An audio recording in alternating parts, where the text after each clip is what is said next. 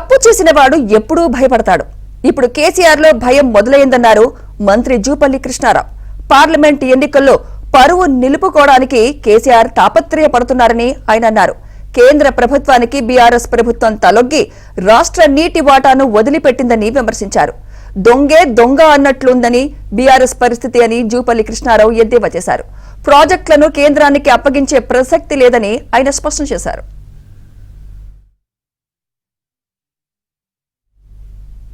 మరోవైపు తెలంగాణ రాష్ట్రం నీటి వాటాను కేసీఆర్ సాధించలేకపోయారన్నారు AICC secretary Vamshichand. Apex council meeting కు బీఆర్ఎస్ ప్రభుత్వం ఎందుకు హాజరు కాలేదో సమాధానం చెప్పాలని డిమాండ్ చేశారు. బీఆర్ఎస్ ప్రభుత్వంలో కృష్ణానది కింద 1 ఎకరాకు కొత్తగా నీరు ఇవ్వలేదన్నారు వంశీచంద్.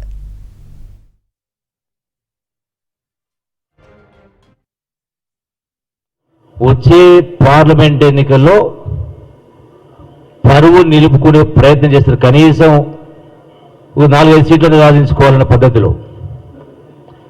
అంటే దీనికోసం ప్రజల్ని మరొకసారి మభ్యపెట్టే కార్యక్రమం చేస్తూ ఉన్నారు.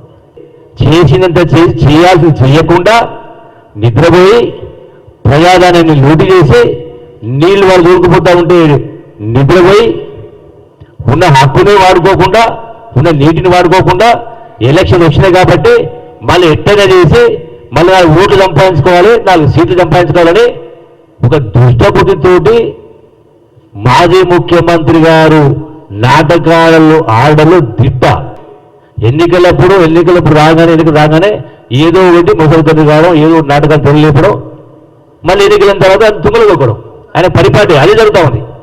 10 సంవత్సరాలు కేసీఆర్ ముఖ్యమంత్రిగా ఉంటే ఏ ఒక్క సంవత్సరం కూడా మనకు కేటాయించబడ్డటువంటి 299 టీఎంసీల నీటిని వాడుకోలేకపోయినటువంటి అసమర్థ ముఖ్యమంత్రి కేసీఆర్, అసమర్థ ప్రభుత్వం బీఆర్ఎస్ ప్రభుత్వం.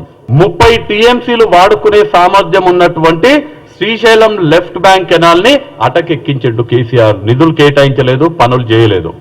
అలానే 10 టీఎంసీల సామర్థ్యం ఉన్నటువంటి రాజోలిబండ డైవర్షన్ స్కీమ్ ఎక్స్టెన్షన్ కి నిధులు కేటాయించలేదు, ఆ పనులు ప్రారంభించలేదు. 10 టీఎంసీల సామర్థ్యం ఉన్నటువంటి Palamuru Rangareddy lift irrigation project ని 10 సంవత్సరాలు పండబెట్టిండ్రు.